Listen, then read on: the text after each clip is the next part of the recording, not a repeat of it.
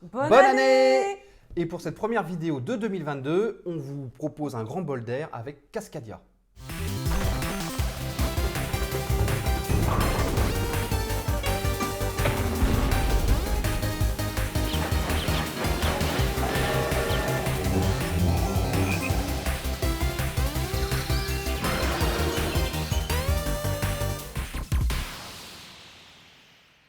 Aujourd'hui, on vous propose une présentation de Cascadia, un jeu de Randy Flynn qui sort chez Lucky Duck Games. Le jeu il sort courant janvier, mi-janvier normalement dans les boutiques françaises. Et eh bien Cascadia, c'est une région entre le Canada et les États-Unis, une région sauvage sur la côte pacifique. Et on va devoir eh bien, placer des habitats et des animaux. Oui, des animaux, toujours, comme d'habitude, super mignons. Alors, donc dans un premier temps, on va choisir 43 tuiles quand on est 2 joueurs. Pourquoi? Parce que c'est 20 tuiles par joueur plus 3. Voilà. Ensuite, on a des habitats de départ. C'est très simple, c'est composé de 3 tuiles collées ensemble. Ça, c'est notre habitat de départ. On a ensuite des cartes animaux, des décomptes de faune, Oui. qui va être un peu l'aiguillage de comment on va faire des points de victoire avec les animaux. Il y en a 4 par animaux. Hein. Oui, il y a 4 par animaux, il faut les tirer au hasard au départ. Alors, on peut choisir les plus simples au départ, mais on peut aussi les tirer au hasard dès la première partie. Et ça donne une bonne rejouabilité au jeu du coup. On a ces petits jetons nature, et on vous dira tout à l'heure à quoi ils servent. On dira tout à l'heure à quoi ils servent.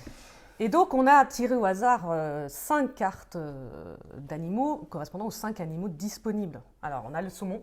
Ouais, le saumon chinook ou chinook, on On ne sait pas trop si on dit chinook, chinook. La buse à queue rousse, l'ours grizzly, le wapiti Roosevelt. Et le renard roux. Voilà. Donc, ça, c'est la faune. Il faut savoir que dans ce jeu, vous avez l'habitat et la faune. C'est 2 façons de faire des points de victoire séparés, mais qu'on va regrouper à la fin. Et il n'y a pas vraiment un plus important que l'autre finalement. On peut faire autant de points de victoire avec la faune qu'avec l'habitat. Mais c'est-à-dire que si on fait des points de victoire qu'avec la faune et pas les habitats, on risque fort de perdre quand même. Le mieux, c'est de faire des points de victoire dans les 2. Voilà. Alors, comment ça se présente? En fait, c'est un jeu qui est vraiment simple à comprendre. Au départ, vous mettez 4 tuiles avec un jeton faune en dessous. Voilà. On va les mettre là. Tac. Oh, pardon. Dans le mauvais sens. Un petit et un quatrième. Voilà. Donc, vous avez une tuile habitat avec un jeton faune qui lui est associé en dessous. À chacun de nos tours, le joueur va prendre une des 4 tuiles qui est devant nous. Et il est obligé de prendre le duo, hein, c'est-à-dire voilà. La tuile habitat et le jeton faune. Hein. Alors, évidemment, tout le truc, c'est que parfois la tuile vous arrange bien, mais l'animal qui est en dessous ne vous arrange pas. Surtout qu'il faut pouvoir le placer, l'animal. Vous allez voir pourquoi. Exactement. Parce que sur vos tuiles, vous avez les logos des animaux. Et des fois, vous n'avez pas forcément le bon logo de l'animal que vous prenez. Et dans ce cas, si vous n'arrivez pas à le placer, il retourne dans la réserve et c'est un peu un pion gaspillé. Ouais. Donc, je te propose qu'on commence. Alors, le premier joueur, selon les règles du jeu, est celui qui a vu le plus récemment un animal sauvage. Il se trouve que c'est toi. C'est moi, oui. J'ai vu un rapace près de l'autoroute. C'est pas très glamour, mais enfin bon. Voilà, c'est quand même moi. Il n'était pas mort. Non, il n'était pas mort. Il était en pleine forme. Donc, moi, je vais commencer. Donc, je vais choisir un duo jeton faune tuile habitat. Et je vais prendre, eh bien, par exemple, celle-là. Pourquoi je prends celle-là? Pour 2 raisons. Premièrement, j'ai une prairie et une rivière sur cette tuile. Il se trouve que ici, j'ai une rivière et une prairie sur ma tuile de départ. Alors pourquoi c'est important? Parce qu'on verra au décompte de points. Il va falloir faire au maximum coïncider votre environnement. Donc si vous mettez le maximum de tuiles habitat avec le même environnement collé, c'est-à-dire que si vous faites le plus grand environnement possible sur les 5 environnements, c'est-à-dire la montagne, la prairie, les marais et la forêt, la rivière, vous aurez beaucoup plus de points. Et vous aurez une majorité, donc vous aurez en plus un bonus de points. Alors il faut quand même savoir que ce n'est pas obligatoire. Quand vous placez votre tuile habitat, vous pouvez très bien décider de ne pas faire coordonner les habitats. Là, par exemple, la montagne et la rivière. Mais bon, c'est sûr que c'est mieux de pouvoir le faire pour avoir plus de points à la fin. De même que vous êtes évidemment obligé de la coller à au moins un bord de vos habitats disponibles. Et donc là, je choisis. Donc je pourrais choisir de le coller à la rivière pour essayer de faire une grande rivière ou au contraire de le mettre sur une grande prairie. Je vais le placer là pour faire moite-moite. Voilà. Comme ça me laisse le choix plus tard. Est-ce que je vais prendre une grande prairie, faire une grande prairie ou une grande rivière? Ça tombe bien, j'ai un saumon et je peux placer mes saumons. Et là, on va aborder un peu les conditions de victoire des cartes qu'on n'a pas détaillées. On va le faire maintenant. Bah, peut-être le saumon du coup. Eh bien, le saumon, par Allez. exemple. Donc là, il est indiqué qu'on décompte chaque banc de saumon sans autre saumon adjacent. Donc en fait, il va falloir faire la plus grande ligne, pas forcément ligne droite, mais le plus grand banc de saumon possible. Donc vous avez le nombre de saumons avec les points qui correspondent en dessous. Donc le maximum, c'est 7 ou plus, et ça rapporte 25 points de victoire quand même. Si vous arrivez à aligner 7 saumons, c'est pas facile, hein. Mais du coup, c'est pas la peine d'en faire 8 ou 9. Si vous avez fait un banc de saumon avec 7 saumons, ben, vaut mieux commencer un banc de saumon autre part pour cumuler les bancs de saumon. Évidemment, ça se cumule, hein. Si vous avez fait 2 bancs de saumon, par exemple, un à 5 saumons et un à 2 saumons, et ben vous cumulez 16 points et 5 points. Voilà. Ton tour est fini. Mon tour est fini. Donc à mon tour, Voilà, on je replace une retourne tuile. une nouvelle tuile. Je pioche un nouveau jeton faune. Encore un saumon. Et c'est donc à moi de choisir le duo. Alors moi, écoute, je vais choisir celle-ci. Ok. Alors là, j'ai de la forêt et du marais. Alors c'est pareil, hein, ça tombe bien parce que là, j'ai à la fois de la forêt et du marais. Et moi, j'ai choisi le petit renard. Alors qu'est-ce qu'il fait le petit renard? Qu'est-ce qu'il faut faire pour gagner avec le petit renard? C'est que le renard doit être au centre et autour de lui, il doit y avoir que des animaux différents. Plus il y a d'animaux différents, mieux c'est. Et il peut y avoir un renard d'ailleurs, hein, mais par contre, il ne faut pas 2 renards, sinon ça ne comptera pas. Si on arrive à avoir 5 animaux différents autour de renard, on récupère 5 points. C'est pas énorme, mais c'est quand même pas. Oui, pas mal. c'est un bon début. Après, ce qui va toi un peu te pénaliser pour ton renard, c'est que là, tu as 3 saumons. Alors, tu peux mettre d'autres animaux, hein, sauf là. Oui. Mais là, ça serait quand même une bonne base pour faire un banc de saumon. Et si tu fais un banc de saumon, bah, tu n'auras pas d'animaux différents pour ton renard. Donc, C'est à nous de voir, hein, parce voilà. qu'à un moment donné, est-ce qu'on va vouloir privilégier les saumons parce que ça rapporte plus de points ou privilégier le renard Ça dépend un peu aussi de la pioche, de comment vous vous débrouillez. Et moi, je préfère les renards. Quoi. C'est ton choix. Voilà, c'est c'est mon choix. Donc, ton tour est fini. Oui. Donc, même manœuvre. On prend une tuile. On prend un jeton faune qu'on met en dessous. Petit wapiti de Roosevelt. Et ben voilà, en parlant de wapiti, je vais prendre cette tuile avec ce wapiti en dessous, ça tombe bien. Cette tuile peut accueillir un wapiti et j'ai un jeton faune wapiti. Je vais le mettre ici parce que pour agrandir ma montagne et je vais mettre mon wapiti dessus. J'aurais pu le mettre là, hein, parce qu'il y a le logo wapiti, mais je vais le mettre là. Je vous explique pourquoi. Parce que lorsque vous avez une tuile où il y a un seul animal, d'ailleurs c'est représenté par une petite flèche en haut et une petite feuille, ça s'appelle un habitat idéal. Et quand vous placez un animal sur un habitat idéal, eh bien, ça vous fait gagner un jeton nature, c'est cette petite pomme de pin. Et cette petite pomme de pin, elle a plusieurs vertus, elle a 3 vertus. Déjà, ça vous donne 1 point de victoire à la fin. Si vous l'avez toujours. Voilà, si vous les cumulez. Ouais. Mais vous pouvez aussi les dépenser en cours de partie. On va voir ça à mon prochain tour, je te laisse jouer. Ok, alors. Alors, on met une tuile. Et un jeton faune. Alors, écoute, justement, comme il y a un saumon, que j'ai de la place pour du saumon, je vais prendre ceci, continuer mon marais. Non, c'est pas très intelligent là, tu vois, parce que sinon je vais avoir que des saumons. Du coup, je vais le continuer ici, mon marais. Ok. Voilà. Tu vas essayer de faire un banc de saumon là.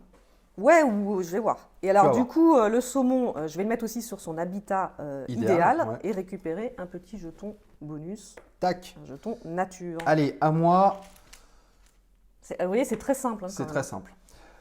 Un petit nounours, Alors, un c'est grizzly. Attention, c'est le plus Ah ouais. grand des ours. Hein. Alors là, je vais vous montrer comment on peut utiliser cette pomme de pin. Alors, cette pomme de pin, vous pouvez la dépenser de 2 manières. Soit je dépense ma pomme de pin pour remplacer tous les jetons Pas faune. tous, ceux que tu veux. Ceux que je veux, oui, c'est vrai. Ça m'intéresse pas, ou il y en a pas beaucoup, ou alors il y a vraiment un jeton faune qui m'intéresse. Donc je dépense cette pomme de pin et je vais dire par exemple, je laisse que l'ours, ceux-là, ils repartent à côté et je repioche 3. C'est ce que tu veux faire là On va le faire, oui. Allez. On va le faire. Ça. Donc, un oiseau, enfin une buse, Ouais. que rousse. Un Un saumon saumon, un renard. et un renard. Bon, là, Voilà. t'as le choix. Hein, du coup. Il y a une deuxième façon de dépenser cette pomme de pin, c'est que je peux dépenser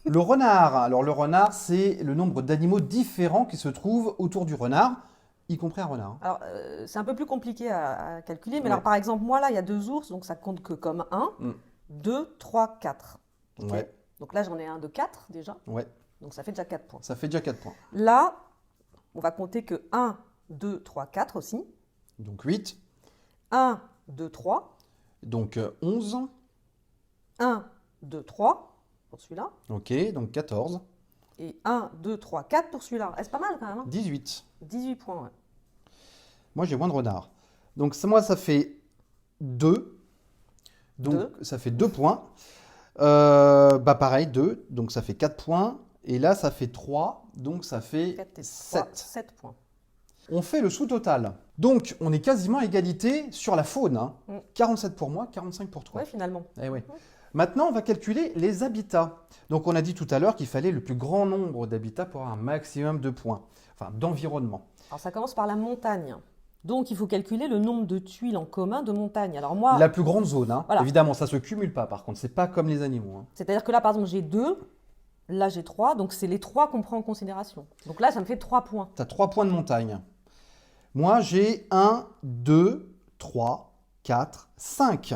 5 de montagne. Donc, c'est moi qui a la majorité. J'ai le bonus de majorité. Donc, pour 2 joueurs, C'est 2 c'est points. 2 points. Après, c'est 3 points quand on est plus Si de on joueurs. avait fait chacun le même nombre, on aurait eu un point bonus chacun. Voilà. Ensuite, c'est la forêt. Alors, vite fait, la forêt. 1, 2, 3, 4, 5, 6, 7, 8, 9. Pas mal. Et moi, j'ai une forêt de 3 tuiles. Donc, c'est moi qui toi récupère le bonus. qui as le bonus. Ensuite, la prairie. Ouais.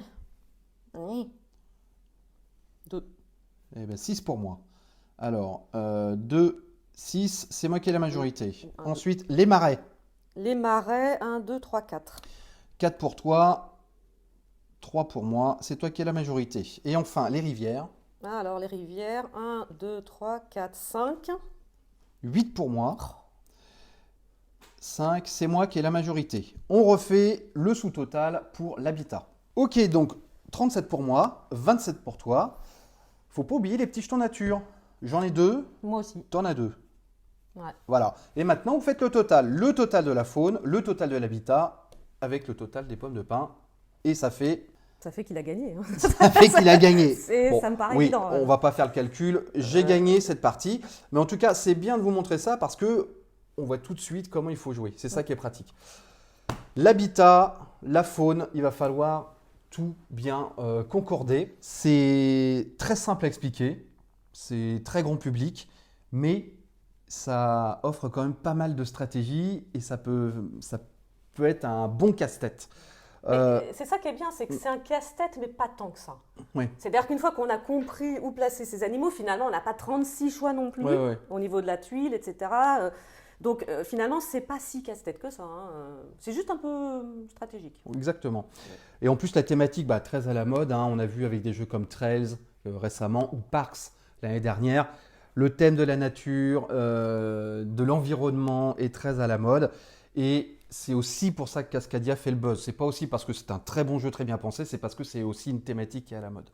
Donc tout ça fait que, écoutez, Cascadia est un jeu très agréable qui peut se jouer en solo. Et le solo, vous jouez exactement de la même manière, sauf que vous allez automatiquement écarter une tuile à chaque tour. Mais sinon, c'est exactement le même système de jeu. Et puis il y a un mode campagne. Il y a un aussi. mode campagne. Ouais.